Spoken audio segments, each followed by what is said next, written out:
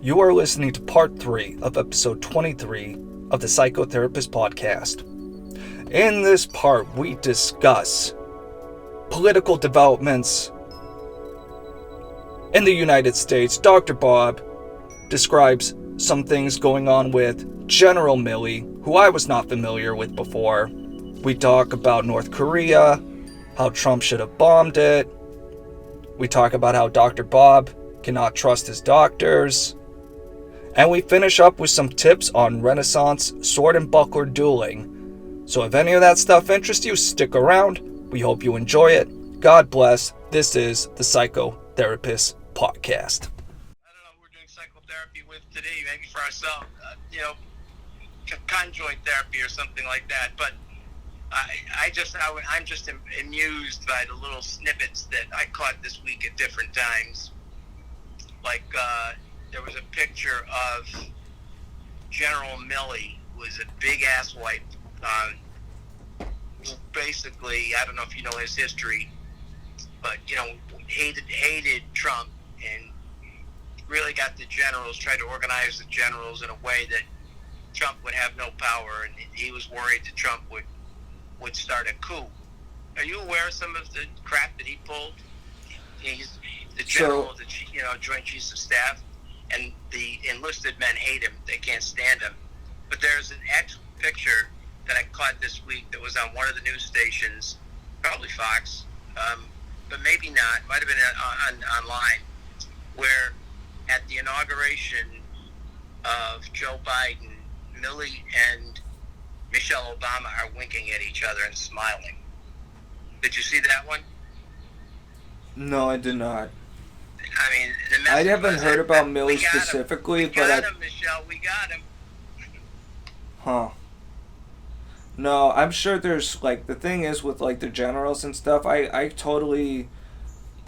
I'm not, super... You probably know more about it than I do, but I am familiar with some of this stuff, and I'm sure there are a lot of generals who, whether it was corporate interest, legitimate paranoia, whatever, I mean, there was a lot of, kind of groupthink and hysteria that, when Trump entered, he was going to just launch missiles the second someone tweeted a mean thing about him. But Yes. and I'm not kidding.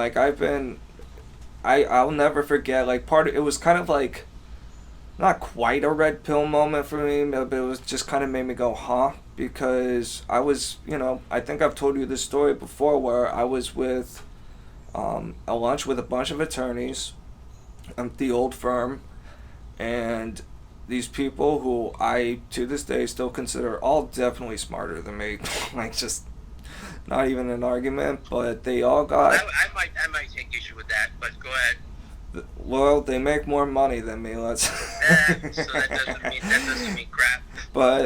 But anyway, they were just, half of them around the table were just really, and I remember my godfather and other people were saying, I really think nuclear war with North Korea is going to happen, and the fire and fury thing, and it just really felt like even back then that all people heard was just fire and fury, and just assumed Trump was just going to invade North Korea for its I don't know, there's nothing in North Korea, so does it have some oil? I don't know.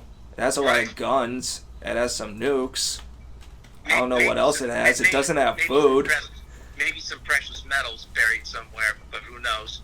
I mean, it's literally the darkest place on Earth. Yeah, absolutely. Absolutely. Did you ever see the movie with which comedian was it who played Kim Jong-un? Oh, that assassination one? Well, they took it down. They cut it. I mean, the studios, Universal or whoever put it out, had to stop showing it. Because, it's about the assassination of Kim Jong-un.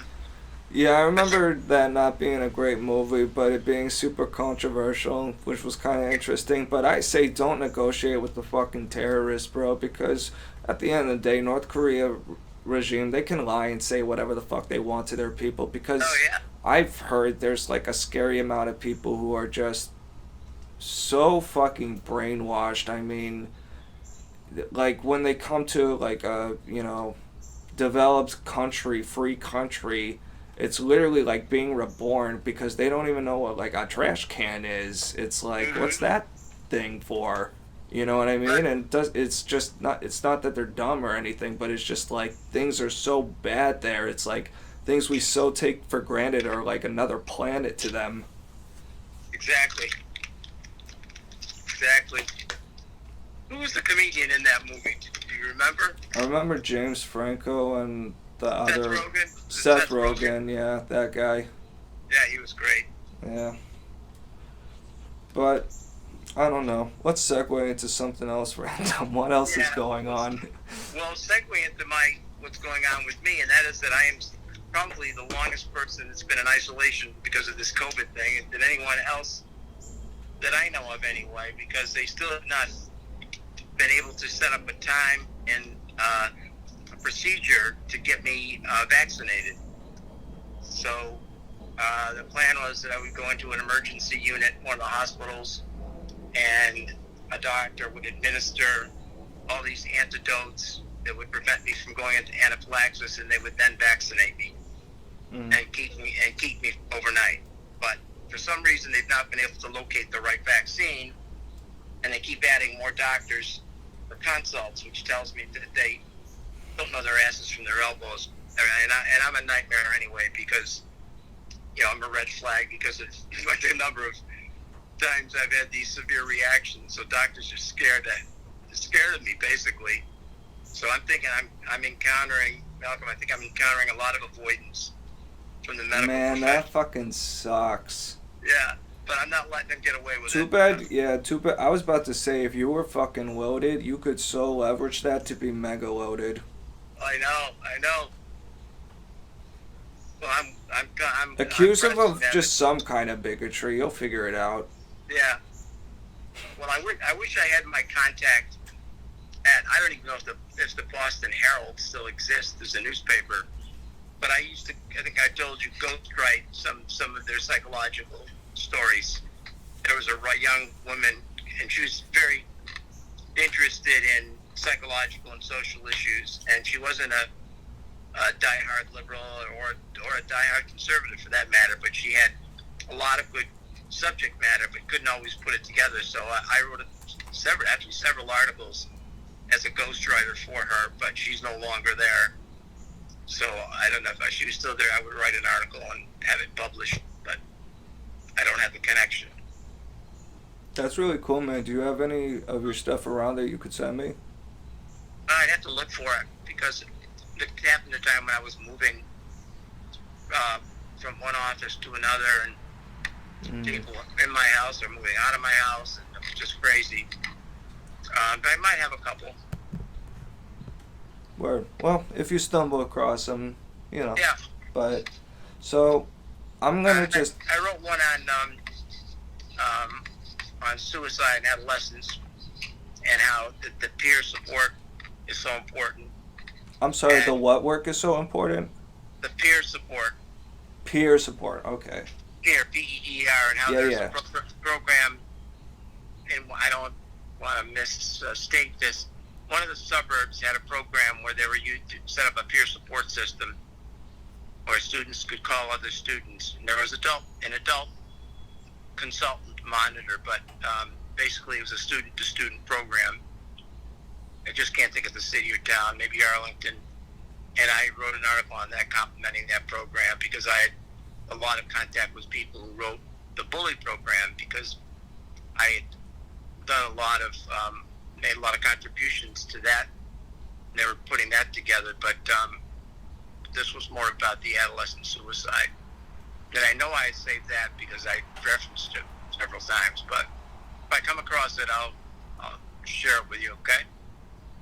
Yeah, can I ask you a random question, and then I would like to, if it's okay with you, cut the tape, start a new one, and I just jotted down quick 2 topics? Go. Do you Yep. think adolescent suicide and like peer isolation and stuff was just as potent for kids today as it was, let's just say, 1,000 years ago? I think it's more potent today. because of the comfort, modern technology, you just change and like adapt new problems. You become more aware of your anxiety, those kind of things. Exactly. Yeah, I guess 1,000 years ago, you would have a lot of outlets, whether you liked it or not.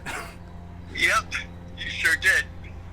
But then if you think of evolutionary psychiatry, it would say that we basically as we started to grow, adolescents in earlier times were more concerned about survival needs and things like that, and their contribution to the family and how that fit in.